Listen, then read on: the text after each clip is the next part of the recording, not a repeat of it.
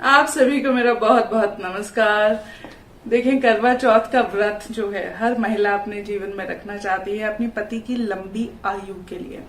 और बात सिर्फ लंबी आयु की नहीं है, बात है शादीशुदा जिंदगी में वैवाहिक सुख की और घर में बनी रहने वाली सुख शांति की। जी हाँ, क्योंकि जीवन साथी जो होता है ना, वो सिर्फ जीवन साथी इसलिए नहीं है क्योंकि वो आपका पति या पत्नी है। एक अच्छा साथ जिंदगी में जो आपके दुख सुख में आपका साथ निभा सके, वो भी बहुत ज्यादा जरूरी है।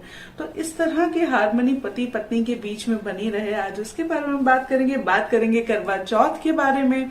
उसका मुहूर्त क्या रहेगा, पूजा कब होगी, उसकी पुराणों में या हमारे हिंदू धर्म ग्रंथों में कहाँ उसका मेंशन मिलता है, क्या उसकी महत्ता है, और ज्योतिष में ये इतना खास क्यों है। जी हाँ, शुरुआत कर लेते हैं। देखें, ज्योतिष में ये इतना खास क्यों है। ज्योतिष में करवा चौथ को कर्क चतुर्थी भी कहा जाता है, जो कि कार्तिक मास की कृष्ण पक्ष की चतुर्थी तिथि को रखा जाता है। अब देखें, जो ज्योतिष थोड़ा सा भी जानते हैं, जिनको थोड़ा सा भी ज्ञान है, कार्तिक मास 8वां मास होता है हिंदू कैलेंडर में, और कृष्ण पक्ष वो होता है जब चंद्रमा जो है धीमे धीमे अमावस्या की ओर बढ़ रहे होते हैं। और चौथी तिथि यानी कि कर्क चतुर्थी जिसे हम कहते हैं, कर्क राशि भी कहें या हम कहें कि करवा, जिसको हम मिट्टी का पात्र कहते हैं जिसमें पानी होता है, कहीं ना कहीं ये जल का प्रतिनिधित्व करने वाली बात है। और देखें, इस रात को कृष्ण पक्ष भी जिसे कहा जाता है कि जल की वो एक जल का पक्ष होता है, उजाले का पक्ष होता है, सूर्य वाला एक होता है जो डार्क होता है, जिसे हम जल का पक्ष कहते हैं।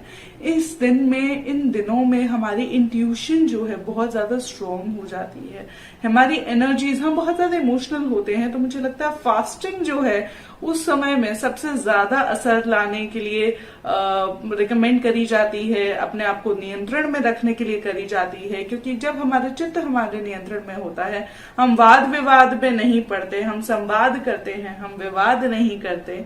उस समय जो है इस तरह का जब व्यवहार हमारे अंदर आ जाता है तो हमारे रिश्ते और भी खूबसूरत वैसे भी हो ही जाते हैं। तो कर्क राशि जैसे कहा जाता है ज्योतिष में, वो भी जल तत्व की होती है। आप पूजा भी चंद्र देव की करते हैं करवा चौथ पे, जिसे कहा जाता है जल का प्रतिनिधित्व करता है। और आप ये देखें कि महादेव शिव जो हैं, शशि शेखर जी ने कहा जाता है, चंद्रशेखर जी ने कहा जाता है। देखिए, वो अपने माथे पे ही चंद्र सजाए रहते हैं, यानी कितने अनासक्त हैं। वो गृहस्थ में हैं लेकिन फिर भी वैरागी हैं, और यही सुखी जीवन का जिसे कहते हैं ना राज है। जी हाँ, ये हमारे हिंदू पुराणों में इस तरह की जब बातें होती हैं तो कितनी गहरी बातें होती हैं। आप ये सोचें कि कितनी इंटरट्वाइंड है ना ये सभी चीजें जो हमारे जीवन में जुड़ी हुई हैं। कहीं ना कहीं आध्यात्म इसी को कहते हैं जब हम अपनी आत्मा का अध्ययन करते हैं। बात कर लेते हैं इस व्रत की। तो करवा चौथ का व्रत 1 नवंबर बुधवार को रखा जाने वाला है। चतुर्थी तिथि की तो वो 31 अक्टूबर रात को 9:30 बजे ही शुरू हो जाएगी, और 1 नवंबर बुधवार को रात को 9 बजे तक, 9:15 बजे तक लगभग वो रहेगी। और सुबह 6:33 से रात को 8:15 तक का जो है व्रत का समय काल रहेगा। क्यों? क्योंकि 8:15 पे चंद्रोदय हो जाएगा। जी हाँ, आप पूजा कर सकेंगी, चंद्रदेव को अर्घ्य देके अपना व्रत जो है संपूर्ण कर सकेंगी। और बात कर लेते हैं, देखिए, सरगी की। अब जिन परिवारों में सरगी की प्रथा चली आ रही है, तो सरगी हमेशा सूर्योदय से पहले ली जाती है। सरगी में क्या खा सकते हैं? तो सरगी में दूध से बनी चीजें, क्योंकि दूध भी देखिए चंद्रमा का प्रतीक माना जाता है ना, तो दूध से बनी चीजें जो है शुभ मानी जाती हैं इस दिन खाना। जैसे खीर हो गए, चावल हो गए, दही हो गई, सात्विक खाना उसको कहा जाता है कि आप सरगी में खा सकते हैं। और दूध से बनी चीजों का एक आयुर्वेदिक वो भी है कि उसकी इम्पोर्टेंस है कि आपके अंदर सारा दिन जो है प्यास नहीं लगती, वो आपकी प्यास को थोड़ा सा कम करता है। तो इस तरह जो है आप अपने व्रत की शुरुआत कर सकती हैं। उसके अलावा अगर हम बात करें, देखिए, हमारे संस्कृति में कई ऐसी किताबें आपको मिल जाएंगी जहाँ पे इसका या व्रत का वर्णन मिलता है। जैसे नारद पुराण में एक पूरा सेक्शन है जिसको व्रत के बारे में जहां पे वर्णन हमें मिलता है। महाभारत की एक प्रसंग है जो लोक कथाओं में बड़ा मशहूर है, बहुत नाम है जिसका। जैसे कहते हैं कि द्रौपदी और कृष्ण का प्रसंग, जब द्रौपदी श्री हरि विष्णु के अवतार श्री कृष्ण के पास जाती हैं और अर्जुन को लेके अपनी चिंता व्यक्त करती हैं, क्योंकि अब कुरुक्षेत्र के वार में उनको, कुरुक्षेत्र की लड़ाई में जो है अब उनको हिस्सा लेना है, तो उनकी लंबी आयु के लिए जब उनसे पूछती हैं, उनके काम बने उसके बारे में पूछती हैं, तब श्री कृष्ण उनको बताते हैं कि देखें, माँ पार्वती भी ऐसे उत्सुक हुई तो उन्होंने शिव जी से पूछा, तब शिव ने उनको वीरावती की कथा बताई। और इस तरह हमें एक प्रसंग मिल जाता है कि कर्क चतुर्थी का जो है व्रत उन्होंने उनको बताया था कि कृष्ण पक्ष की चतुर्थी तिथि का व्रत रखें।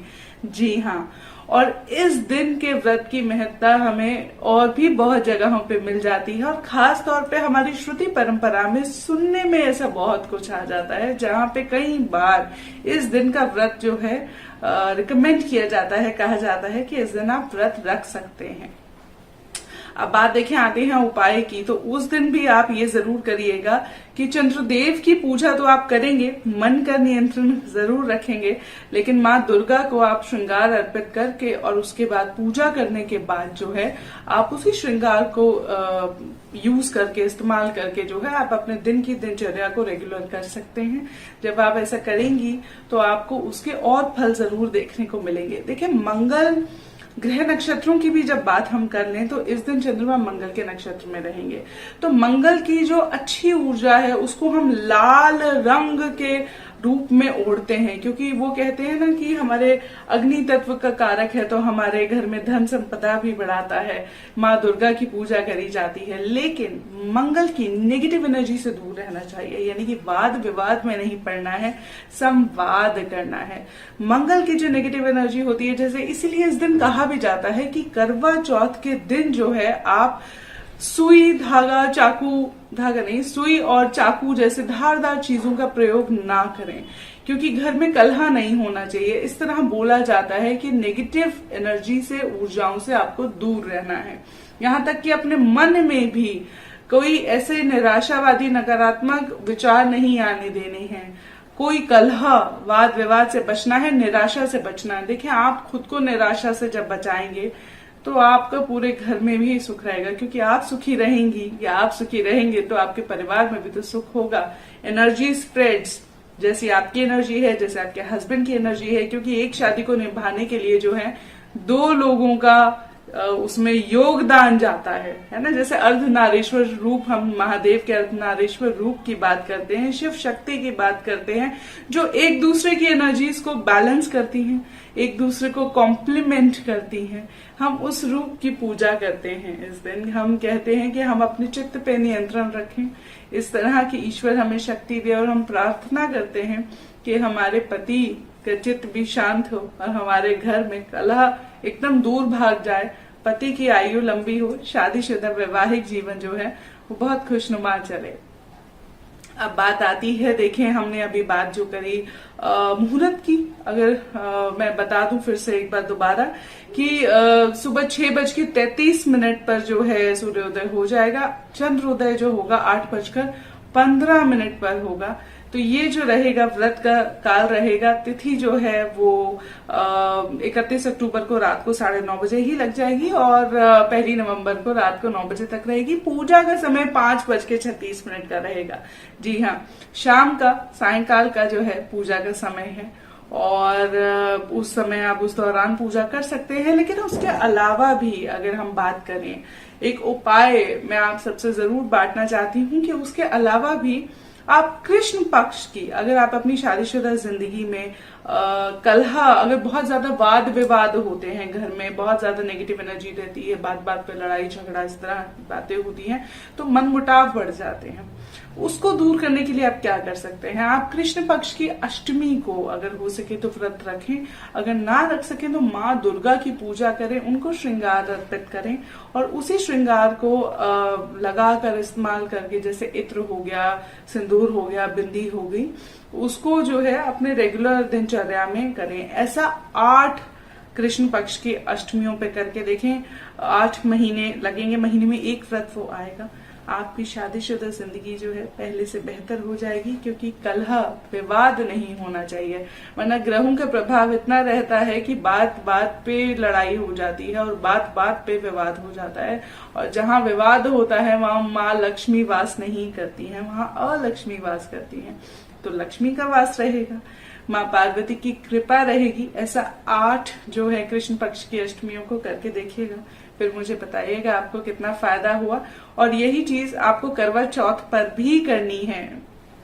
करवा, एक बात बताती हूँ, करवा जिसे अर्दन पॉट कहते हैं ना, मिट्टी का घड़ा जिसमें पानी भरा होता है। करवा चौथ, चौथी तिथि, कर्क चतुर्दशी कर्क चतुर्थी इसे कहते हैं, माफ कीजिएगा।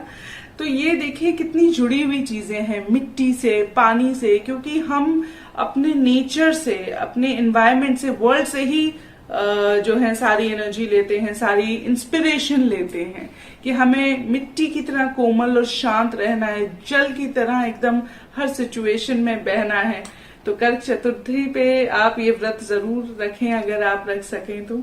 अपने मन के लिए रखें, चित्त को नियंत्रण में रखने के लिए रखें। अपनी शादीशुदा जिंदगी के लिए माँ दुर्गा से आप पूजा प्रार्थना करें। आपके लिए यह दिन मंगलमयी हो। नमस्ते, मैं हूँ श्रुति। आपसे फिर मिलूंगी दोबारा किसी दिन एक और टिप लेके, और उसके बारे में और शायद महत्ता बताने के लिए। नमस्कार।